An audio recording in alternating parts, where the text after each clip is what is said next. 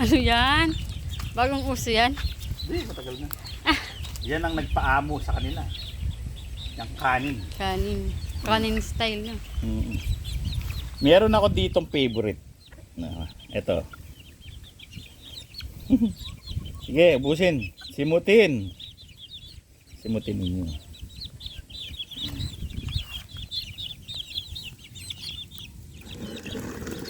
Hindi na ako makatayo. Malapit na umulan, mga kaibigan. So, ito yung aking paborito.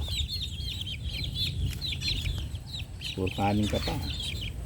Ito ang aking paborito. Si Jalan Pulang. Ang pangalan nito. Jalan Pulang. Bakit Jalan Pulang? Search nyo sa Google. Jalan Pulang. Lalabas yung ang ibig sabihin ng kanyang pangalan.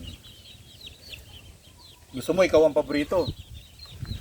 Bata pa lang, oh. Papula na yung ano niya. Tapos gray na abuhin na hiraw. Yan, oh, gray siya, gray. Ay.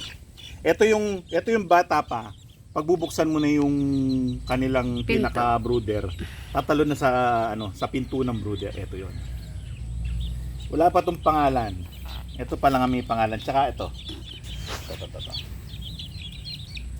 Ito. Si Gagak.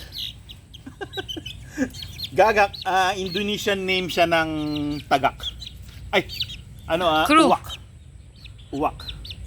Eh, yung kulay niya all black. Tingnan mo. Ito na. Ay, sorry. All black. Tinawag ko siyang Gagak. Pero ano to? Hiraw to na babae. Dalawa lang yung babae. Ayun, no. Yun nandun. Tsaka to. Tapos the rest lalaki lahat na. Ito. Chik. Lalaki din, no. Magkakamukha eh.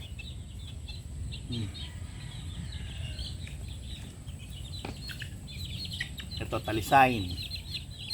Talisain na buhin. Mukhang asil, oh, no? Ang dudungis. Magaganda yung mga daliri, walang baliko.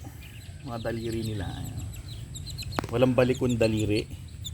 Magaganda yung kanyang mga daliri. Lahat naman halos. Oh.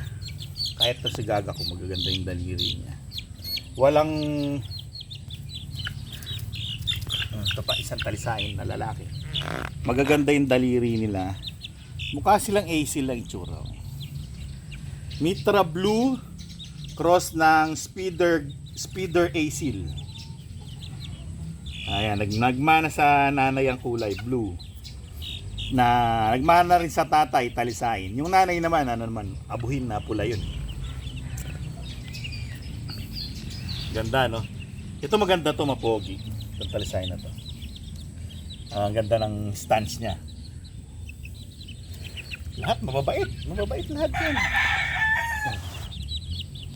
Kababait na mga alaga. Masarap pag ganito, no? Mga alaga mo, no? Ang sarap hawakan.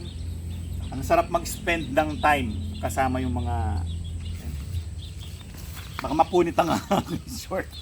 Masarap mag-spend ng time kasama yung mga alaga. Kasi mababait sila eh. Ayun, meron pa pala sa dulo. Nagsasarili niya. Naghahanap pa ng ikabubuhay. Samantalang nandito naman yung lahat ng pagkain. Kapag gabi, pag huhulihin ko na sila. So, mamayang gabi yung paghuli sa kanila. Hindi naman sila huhulihin talaga. Kukunin. Oo, kukunin. Hapon dyan sila sa mangga. Ayan, dyan sa mangga na. Tapos, saka sila ilalagay sila sa pinaka-brooder nila. So, antayin na lang natin dumilim para makita natin kung ano ang ginagawa namin kapag gabi na. Paisa-isa na silang umaakyat. Lumilipad papunta rito, oh, tingnan nyo. Ayan na. Tapos yung isa nandito. Mamayang konti, kumpleto na yan silang lahat sa taas. Andun pa yung isa. Meron pang nasa, ayun pa, nangingina, kikikalkal pa, ayun. Oh. Ito pa lang yan sila, pero mamayang medyo madilim-dilim. Kumpleto sila dyan sa punong mangga. Ayan ang kinakain nila kahit sila paggala-gala, no? At least, yung kinakain nila medyo maano pa naman. Masustansya. So dadagdagan ko ng ganito natira nila. Ang dalawang pakal. Hanggang sa maubos lang nila yan, tapos matutulog na sila. So dito tayo. Madilim, no?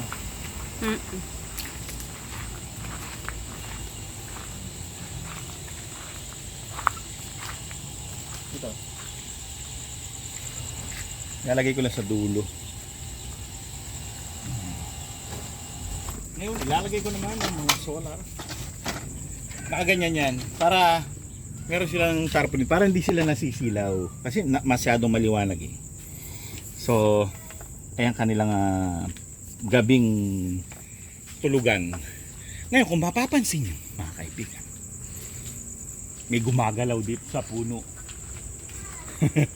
Ayan sila. Oh. Diyan sila natutulog. Ayan.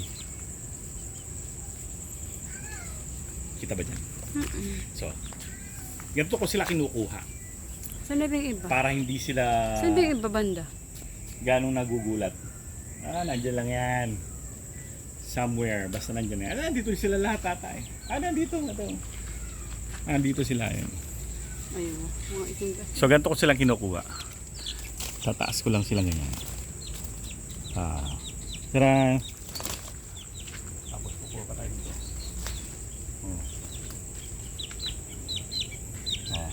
Kakain niya sila pagdating nila dito sa loob. Sige. Puha pa tayo.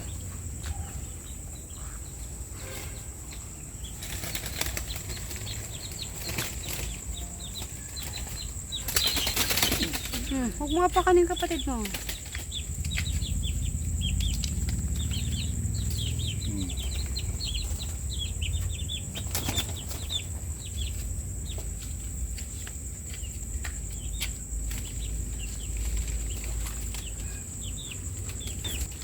Apat na to, apat.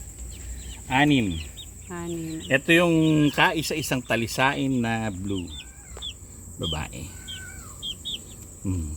Maganda siya, no? Tapos, ito pa yung dalawa. Halina kayo sa aking mga palad.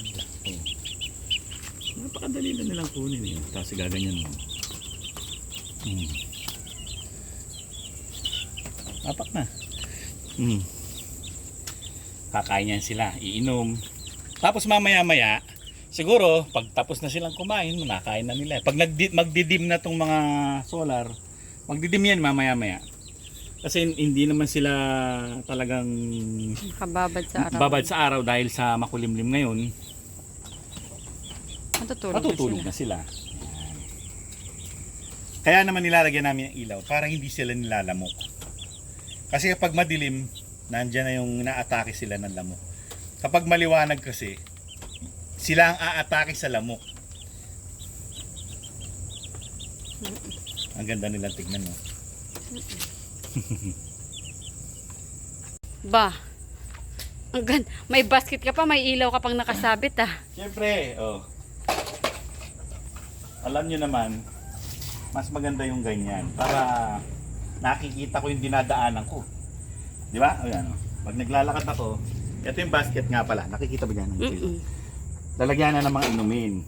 Nilalagyan ko ng ilaw niya na nakababa yung ilaw. Para kasi pag naglalakad ako, kita ko yung dinadaanan ko kung baka merong snake, no? Hindi natin masabi kasi maraming snake dito. Kitang-kita. Okay. At the same time, nakikita ko rin yung kung ano yung kinukuha ko. So, ito yung routine namin kapag gabi. Nadagdag lang yung basket.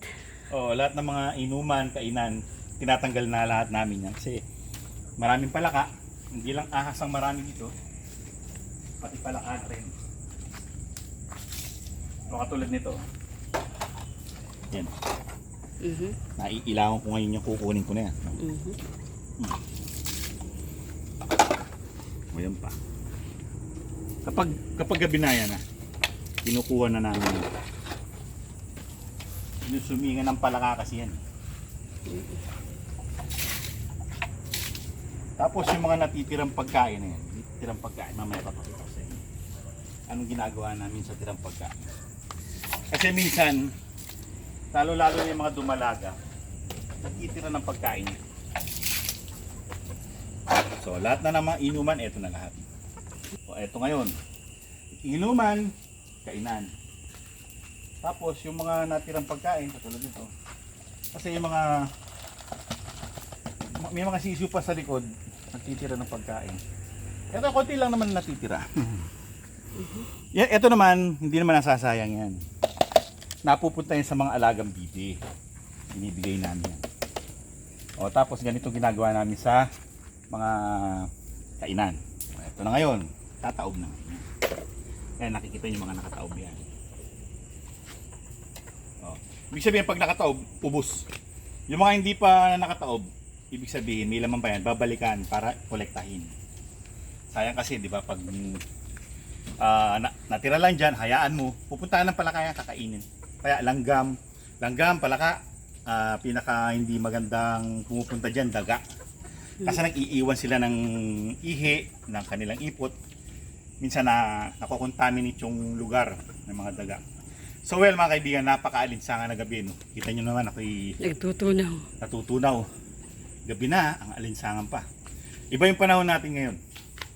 Pero okay lang yan. Kahit anong panahon, okay lang yan. Well mga kaibigan, maraming salamat sa inyong pagsunod, pagsama sa amin, sa aming hapon hanggang sa gabi. Hanggang sa susunod na episode. Paalam! So well, okay. Good night.